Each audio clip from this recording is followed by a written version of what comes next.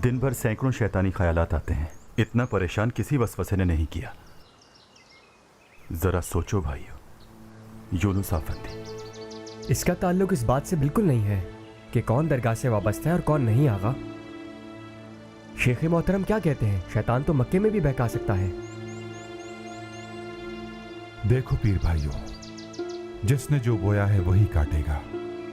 खत्म कर दें इस बात को, अब गुनाहों में इजाफा ना करें, बस काम से काम रखें।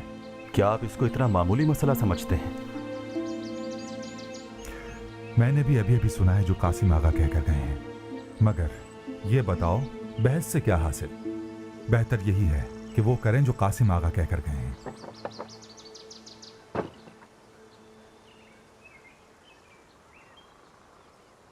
आप कुछ देर यहीं ठहरिए आरतिन साहब, मैं मशकीज़ा रखाऊं, फिर चलते हैं शेख मोहतरम के पास।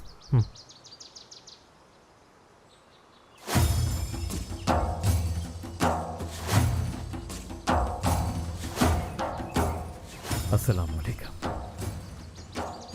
वालेकुम अस्सलाम। वालेकुम अस्सलाम।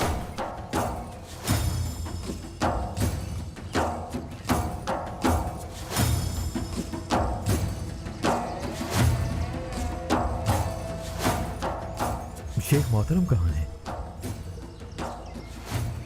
वही होंगे जहां होते हैं यूनुस साहब।